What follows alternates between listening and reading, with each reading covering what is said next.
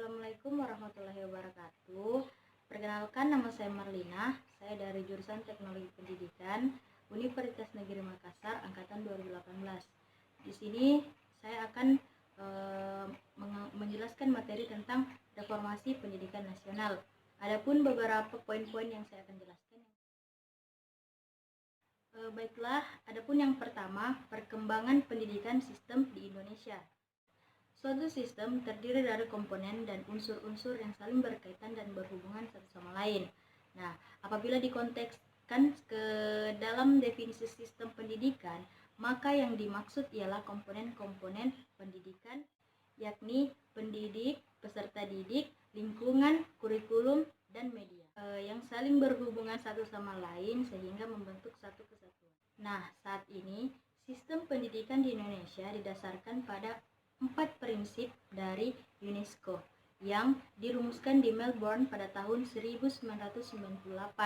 Keempat prinsip tersebut, yang pertama, learning to know, belajar untuk tahu, di mana pada proses pembelajaran melalui penerapan paradigma ini, peserta didik akan dapat memahami dan menghayati bagaimana suatu pengetahuan dapat diperoleh dari fenomena yang terdapat dalam lingkungannya. Kedua ialah learning to do, belajar melakukan, di mana dalam proses pembelajaran ini peserta didik dapat menggali dan menemukan informasi ataupun information searching and exploring, mengolah informasi dan mengambil keputusan atau information processing and decision making skill, serta memecahkan masalah secara kreatif. Selanjutnya, learning to be, belajar menjadi. Nah, kemandirian belajar merupakan kunci terbentuknya rasa tanggung jawab terhadap peserta didik. Belajar mandiri harus didorong melalui penumbuhan motivasi diri. Banyak pendekatan pembelajaran yang dapat diterapkan dalam melatih kemandirian peserta didik. Pendekatan sinektik, problem solving, keterampilan proses, discovery, inquire, kooperatif, dan sebagainya. Nah, yang terakhir yaitu learning to live together, belajar untuk hidup, di mana proses pembelajaran yang memungkinkan peserta didik menghayati hubungan antar manusia secara intensif dan terus-menerus untuk menghindarkan tentangan ras atau etnis, agama, suku, keyakinan, politik, dan kepentingan ekonomi. Nah, reformasi pendidikan diperlukan untuk merumuskan sumber daya manusia yang unggul dan sesuai dengan kebutuhan zaman. Reformasi mendasar pertama yang perlu dilakukan adalah bagaimana mengubah mindset, pola pikir, perilaku pada semua komponen pendidik di Indonesia. Dan selanjutnya, yang kedua, pengertian reformasi pendidikan nasional. Reformasi adalah perubahan radikal dalam bidang sosial, politik, dan agama di dalam suatu masyarakat ataupun negara. Pengertian reformasi pendidikan. Nah, reformasi pendidikan adalah upaya perbaikan pada bidang pendidikan dan memiliki dua karakteristik dasar. Yang pertama terprogram dan yang kedua sistemik. Selanjutnya yang ketiga adalah asumsi pelaksanaan reformasi pendidikan nasional. Nah, ada beberapa asumsi pelaksanaan reformasi pendidikan nasional. Yang pertama itu pendidikan adalah sesuatu yang menetap, di mana dimaksud di sini ialah berarti pendidikan adalah usaha untuk memperdayakan manusia. Manusia yang berdaya adalah manusia yang dapat berpikir kreatif, yang mandiri, dan yang dapat membangun dirinya dan masyarakatnya yang diiringi dengan nilai-nilai moral yang tinggi yang diperoleh warisan dari nenek moyang yang tidak boleh lepas dari kehidupan. Walaupun arus teknologi dan globalisasi semakin cepat, tetapi ada satu hal yang tidak boleh hilang, yaitu moral yang dapat diperoleh dari proses pendidikan. Yang kedua, pendidikan adalah sesuatu yang berubah.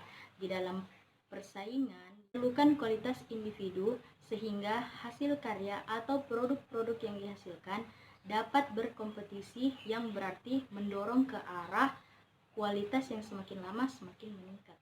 Lalu yang ketiga, pendidikan adalah sesuatu yang menetap dan sesuatu yang berubah. Artinya, kita tetap mengikuti perkembangan zaman dan nilai-nilai moral tidak ditinggalkan.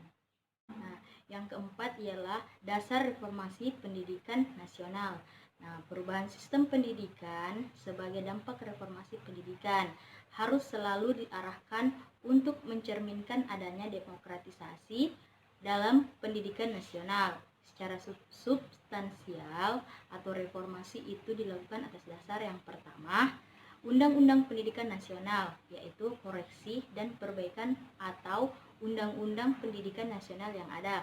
Yang kedua, reformasi atas sistem dan komponen sistem nasional dalam menerjemahkan undang-undang secara rinci dan jelas dalam sistem pendidikan nasional.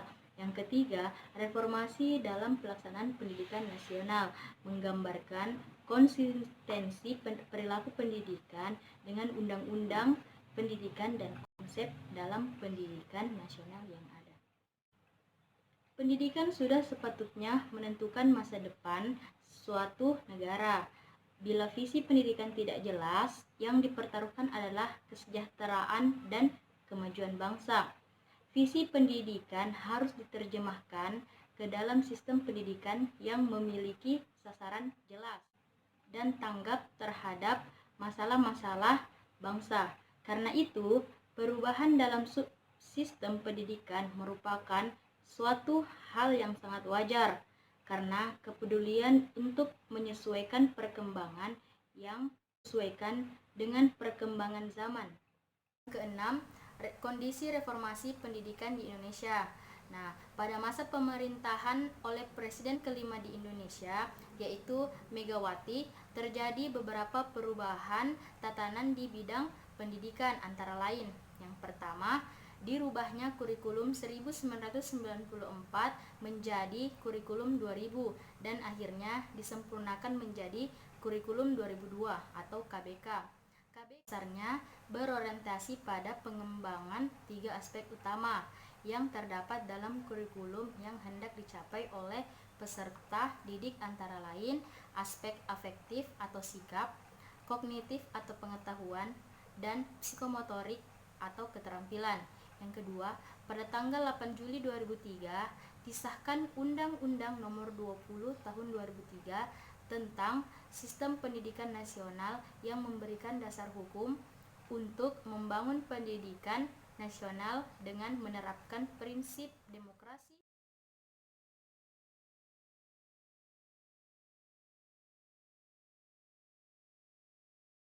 Nah, terima kasih sebelumnya. Itulah tadi penyampaian materi dari saya. Lebih dan kurangnya mohon dimaafkan. Assalamualaikum warahmatullahi wabarakatuh.